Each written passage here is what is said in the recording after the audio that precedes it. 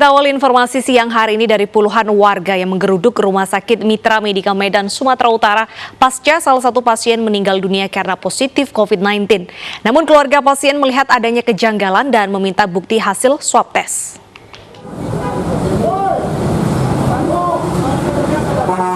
Puluhan warga Belawan yang tergabung dalam Pemuda Batak Bersatu menggeruduk Rumah Sakit Mitra Medika Medan.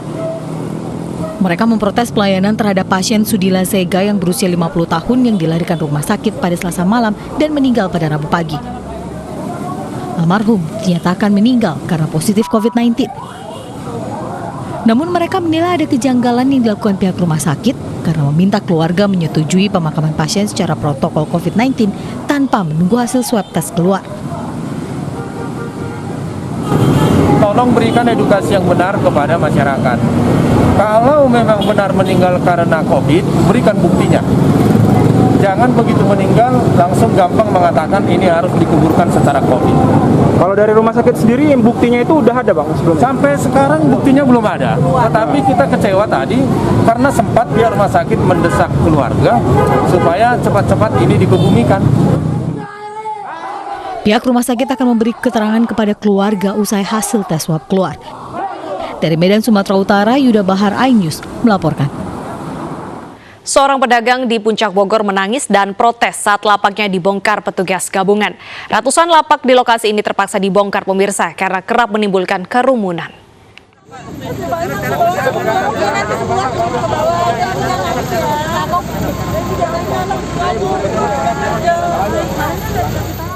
Pedagang kaki lima ini menangis saat lapaknya di kawasan perkebunan teh Gunung Mas dibongkar paksa petugas gabungan polisi dan Satpol PP. Dalam operasi kali ini petugas Satpol PP membongkar 130 lapak PKL yang dinilai menimbulkan kerumunan wisatawan dan menimbulkan kemacetan panjang di kawasan Puncak Bogor.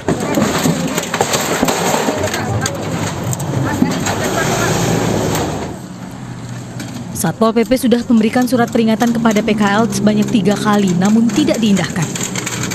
Memang itu area yang sering kali dijadikan tempat nongkrong dan berpotensi menjadi klaster. Ketika ada weekend, ya banyak sekali masyarakat yang datang ke area tersebut tanpa menggunakan protokol kesehatan yang benar. Selain menimbulkan kerumunan, berjualan di kawasan ini dinilai berbahaya karena lapak berdiri di atas tebing yang rawan longsor. Dari Bogor, Jawa Barat, Wildan Hidayat, iNews melaporkan. Pemirsa, petugas gabungan membubarkan pengunjung warnet anak-anak di kawasan Duri Pulau Gambir, Jakarta Pusat. Petugas minta pemilik warung internet untuk menjaga protokol kesehatan. Sejumlah anak yang tengah asik bermain game online di sebuah warnet ini terpaksa harus menghentikan permainannya saat petugas gabungan mendatangi mereka. Petugas meminta anak-anak yang masih di bawah umur ini untuk bubar karena tidak satupun dari mereka yang menggunakan masker. Anak-anak tersebut juga tidak menjaga jarak selama bermain game. Petugas juga memberikan teguran dan meminta pemilik warnet untuk menjalankan protokol kesehatan selama menjalankan usaha warnetnya.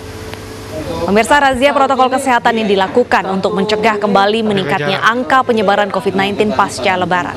Di kelurahan, dari Bimas, bahkan dari media juga kemarin pakai masker. Jangan sampai nanti ini nggak boleh.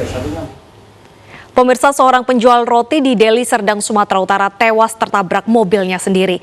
Mobil tiba-tiba melaju saat mesin tengah dipanaskan sang istri. Kejadian tragis yang menimpa Edi Saputra berawal saat korban meminta sang istri menstarter mobilnya karena hendak dipanaskan. Namun mobil yang tengah terparkir di garasi ini tiba-tiba melaju dan menabrak korban yang berada di depan mobil. Korban pun tewas karena menderita luka parah di kepala. Melihat sang suami dalam keadaan terluka parah, istri korban langsung meminta tolong kepada warga sekitar untuk membantunya. Namun anak korban yang merasa ada kejanggalan dalam peristiwa ini meminta polisi menyelidiki dan mengotopsi jenazah korban. Kami telepon, udah banyak kali darah ya katanya.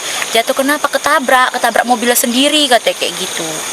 Jenazahnya udah ditutup sama orang ini, udah ditutupi kain gitu keterangannya. Mobilnya lagi dipanasin, jalan sendiri. Jadi kami nggak logika gitu, jalan sendiri. Jadi saya minta otopsi ini supaya biar sama-sama enak keluarga kami dan keluarga orang itu. Demi penyidikan lebih lanjut dan mengetahui penyebab pasti kematian, jenazah korban dibawa ke Rumah Sakit Bayangkara Medan. Dari Deli Serdang, Sumatera Utara, Rizky Fauzan, iNews melaporkan. Pendaki asal Jakarta terjatuh dan tewas di Gunung Latimojong, Enrekang, Sulawesi Selatan. Evakuasi korban oleh warga dan pendaki lain berjalan dramatis. Petugas berhasil mengevakuasi jenazah pendaki asal Jakarta yang meninggal dunia di Gunung Latimojong. Korban atas nama Basuki Rahmat Surahman meninggal dunia saat mendaki Gunung Latimojong, satu dari 7 puncak tertinggi di Indonesia. Diduga korban terjatuh dan terguling di pos 3 saat menuju puncak Latimojong, yaitu Rantai Mario dengan ketinggian 3.478 meter. Pendaki dari Jakarta yang mengalami kecelakaan di antara pos 2, pos 3 menuju ke puncak Gunung Latimojong, dan kronologinya dia terjatuh dan terguling sehingga menyebabkan hilangnya nyawa atau meninggal. Jasad korban yang telah dievakuasi dari Gunung Latimojong kemudian dibawa ke Puskesmas Buntu Batu Enrekang dan akan dipulangkan ke kampung halamannya di Jakarta. Dari Enrekang, Sulawesi Selatan, Jufri Tonapa, iNews melaporkan.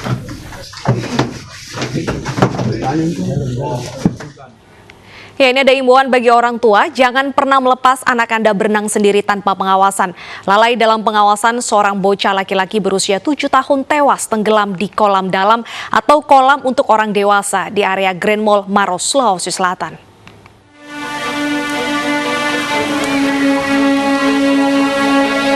Sudah seharusnya orang tua terus awasi anak saat berenang dan seharusnya ikut berenang bersama sang anak agar anak dapat terawasi secara maksimal.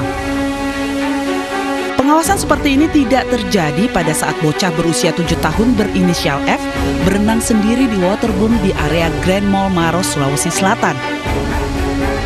Orang tua tidak sadar bahwa anak sudah hilang dari pengawasan sehingga F berpindah ke kolam khusus dewasa yang kedalamannya capai 2,5 meter.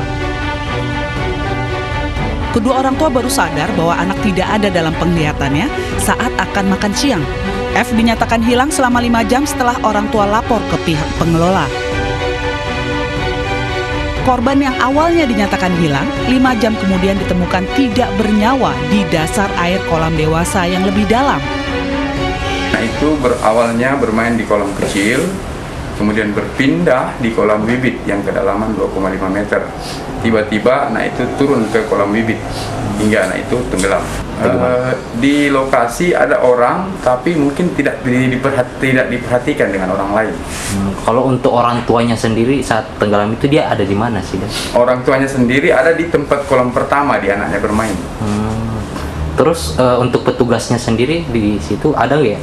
Untuk petugas itu masih dalam penyelidikan kami, apakah petugas itu berada di dalam atau tidak, karena ini masih dalam penyelidikan. Pihak kepolisian Mandai langsung bergerak cepat untuk olah kejadian tempat perkara. Hingga saat ini, pihak kepolisian juga telah memeriksa sejumlah saksi dan kasus ini masih tahap penyelidikan. Dari Kabupaten Maros, Sulawesi Selatan, Wahyu Ruslan, iNews melaporkan. Ya, selain orang tua yang harus menjaga buah hati mereka ketika berenang ya di kolam umum, petugas juga harus berjaga agar tidak ada anak-anak yang berenang di kolam dewasa. Betul sekali, dan diharapkan juga kejadian ini tidak terulang, dan apalagi kalau misalnya di kolam itu tadi banyak orang dewasa juga mungkin bisa sambil memantau juga anak-anak yang lain gimana kondisinya di sana. Dan pemirsa, untuk mengetahui kronologi untuk kejadian ini kita sudah terhubung dengan Kanit Raskrim Polsek Mandai Kabupaten Maros. Ada Ibtu Acang Suryana. Selamat siang Pak Acang. Selamat siang Pak. Baik Pak Acang, bisa diceritakan Pak kronologi kejadian sehingga anak ini tenggelam dan meninggal saat berenang seperti apa Pak? Baik, jadi awalnya anak ini beserta keluarganya bermain di kolam anak-anak bersama dengan orang tua.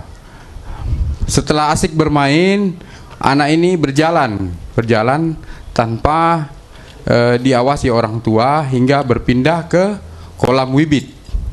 kolam bibit yang kedalaman antara 2,30 sampai dengan 2,5 meter. Setelah tiba di kolam, anak ini langsung lompat di kolam.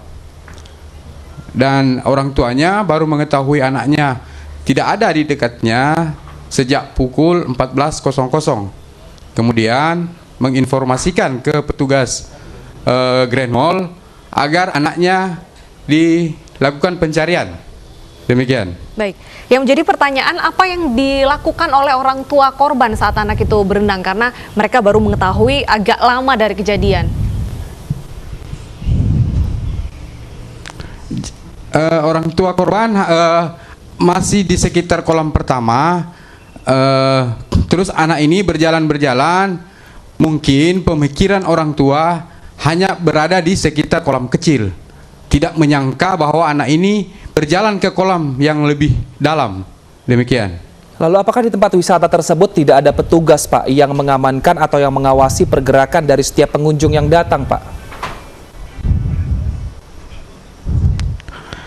Jadi khusus di kolam bibit memang ada petugas ketika hendak masuk di kolam bibit, di situ harus diwajibkan menggunakan pelampung. Namun pada saat anak ini masuk, anak ini tidak sempat terlihat mungkin dengan petugas hingga anak ini lepas dari pantauan. Demikian. Lalu dari hasil penyelidikan ke pihak kepolisian, apakah juga ditemukan adanya kelalaian dari pihak pemilik kolam renang ataupun petugasnya? Jadi untuk kelalaian dari pemilik atau pihak pengelola kini masih dalam tahap pemeriksaan. Hari ini masih terjadwal 4 saksi yang sementara kami mintai keterangan. Demikian.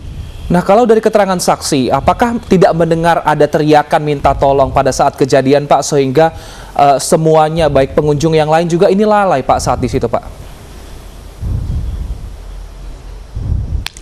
Baik. Jadi kalau melihat fakta, sempat kami melihat rekaman. Jadi di kolam tempat anak ini turun, memang kurang orang bermain, kurang orang yang bermain, kurang orang yang maksudnya bermain, kurang orang yang berenang di tempat itu. Sepi, ada maksudnya, tapi Pak, di bagian yang lain karena kolamnya agak luas. Demikian. Oke, kejadian ini bukan kali pertama terjadi. Apa imbauan Anda kepada orang tua agar kasus serupa tidak terjadi?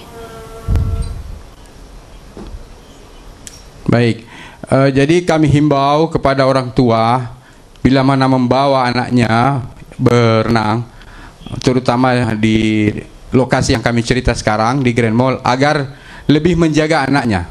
Karena di lokasi Grand Mall pun sudah dipasang papan bicara agar orang tua mengawasi anaknya untuk bermain di kolam yang lebih dalam. Demikian.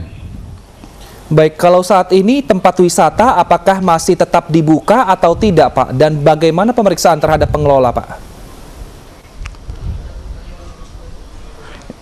Jadi untuk tempat wisata saat sekarang ini masih terpasang polis lain, karena masih kami dalam pemeriksaan. Demikian, Pak. Baik, terima kasih Pak Acang. Kami tunggu bagaimana pemeriksaan saksi-saksi. Semoga kejadian serupa tidak terulang kembali. Pemirsa, kita ke informasi selanjutnya. Setelah sempat buron, pelaku penggelapan uang dengan modus arisan online berhasil ditangkap. Pelaku ditangkap setelah korban melapor ke polisi karena rugi 5,3 miliar rupiah. Nggak ada video-video loh. Tim Cybercrime di Treskrim Sus Polda Jambi berhasil meringkus Dewi Puja Sihotang yang merupakan pemilik arisan online bodong. Ia ditangkap di tempat persembunyiannya di Bengkulu. Namun karena kelelahan saat diperiksa polisi, pelaku yang dalam kondisi hamil ini dilarikan ke rumah sakit. Pelaku arisan bodong ini sempat buron setelah ratusan korbannya melapor ke polisi. Dari 334 korban, kerugiannya mencapai 5,3 miliar rupiah. Korban terhasut ikut arisan bodong karena diiming-imingi keuntungan yang fantastis. Kalau keseluruhan sih 200 juta, modalnya 220 juta. Sudah berapa lama ikut arisan ini? Dari tahun 2020. Semakin tinggi bayar pasti semakin tinggi keuntungan yang dijanjikan. Pelaku mempromosikan arisannya dengan membayar selebgram. Karena promosi inilah, korban ada di beberapa daerah di Pulau Jawa dan Sumatera. Akibat perbuatannya, pelaku terancam pasal berlapis mengenai tindak pidana pencucian uang dengan ancaman hukuman 5 tahun penjara. Dari Jambi, Adrianus Susandra, iNews melaporkan. Penipuan berkedok properti Smart Coast berhasil dibongkar Satreskrim Polrestabes Surabaya. Belasan orang investor menjadi korban dengan total kerugian mencapai 11 miliar. Ya, tidak main-main, 11 miliar rupiah berhasil diraup DH. Modusnya, DH menggait para korbannya melalui media sosial di internet dan menyebar brosur untuk mencari investor properti Smart Coast di kawasan elit di Surabaya Timur. Kasus penipuan ini terungkap karena salah satu korbannya telah membayar sejumlah uang investasi Smart Coast, namun lebih dari 2 tahun realisasi pembangunan tidak kunjung terwujud. Tersangka mengakui ia belum bisa melakukan pembangunan Smart Coast karena tanah dalam sengketa sehingga pengurusan sertifikat menjadi terkendala.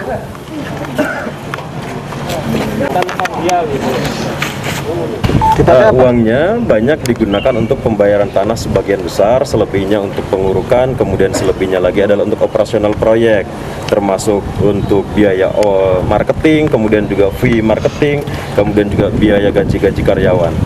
Sebanyak itu sekaligus juga termasuk untuk pengurusan perizinan. Ya, uang digunakan untuk proyek secara keseluruhan. Terus ada lagi? Dan masuknya ke rekening perusahaan, bukan ke rekening saya pribadi. Jadi Smart Coast ini adalah seperti semacam kos-kosan yang dibangun di wilayah-wilayah strategis wilayah Surabaya, khususnya yang di dekat kampus-kampus. Jadi di sini yang bersangkutan tersangka atas nama Saudara Dadang menggait atau menarik korbannya dengan cara memberikan selebaran maupun dari internet yang bersangkutan untuk berinvestasi membangun kos atau smart kos yang berada. Pemirsa, warga di Jombang, Jawa Timur dihebohkan dengan beredarnya video oknum anggota polisi yang menarik pungutan liar kepada pengendara. Dalam video tersebut, oknum polisi sempat tawar-menawar mengenai tarif uang damai agar pengendara tidak kena tilang.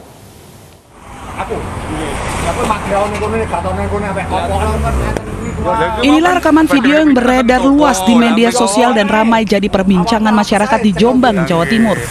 Dalam rekaman video ini tampak jelas oknum polisi yang berinisial E berusaha meminta uang kepada pengendara truk yang melakukan pelanggaran. Oknum polisi ini juga berulang kali menyebut bahwa tarif pelanggaran yang terjadi di depan pos checkpoint lebih besar 2 kali lipat dibandingkan pelanggaran di tempat lain. Di sini karena checkpoint 400, mobil 400 jadi 800. Kalau pelanggaran di depan checkpoint ini kan kecelakaan di sini repot. Nah, sampai kemampuannya berapa? Nah, titik apa? Di tempat lain, pelanggaran kendaraan roda 4 akan dikenai tarif Rp400.000. Namun jika pelanggaran terjadi di depan pos checkpoint, sanksi bertambah menjadi Rp800.000. Kepada pelanggar, oknum polisi ini menawarkan sopir untuk membayar sesuai kemampuannya. Nek mobil dendanya 400. Nek di depan pos 2 kali lipat 800. Saiki mampumu berapa? Wes tak gendeng tak jangan ngomong 20, Pak. Namun saat ditawarkan akan diberi uang Rp20.000, oknum polisi ini tampak gusar dan mengancam akan segera memberikan surat tilang. Masalah kan pelanggaran ini 20.000. Sekitar 4 menit bernegosiasi, oknum polisi akhirnya menyerah dan menerima uang Rp100.000 dari sopir truk. Kapolres Jombang, AKBP Agung Setionugroho mengakui benar adanya peristiwa pungutan liar tersebut. Pungli diduga terjadi saat masa penyekatan di wilayah Jalan Raya Kecamatan Kabuh, Jombang beberapa waktu lalu. Menarik anggota tersebut untuk melakukan pemeriksaan. Jadi kita mutasi dalam rangka pemeriksaan ke Polres dan langsung diproses oleh Provos, gitu ya. Terus mungkin sudah ada hasil sementara dari keterangan ini? Sudah, jadi memang benar dilakukan. Jika berdasar pemeriksaan oknum polisi terbukti bersalah, Kapolres Jombang menjamin akan memberi sanksi tegas sesuai dengan ketentuan yang berlaku. Dari Jombang, Jawa Timur, Mukhtar Bagus, iNews melaporkan. Lebih dari 40 siswa diduga mengalami pelecehan yang dilakukan oleh pemilik sekolah SPI di Kota Batu, Jawa Timur. Informasi selengkapnya usai jeda berikut.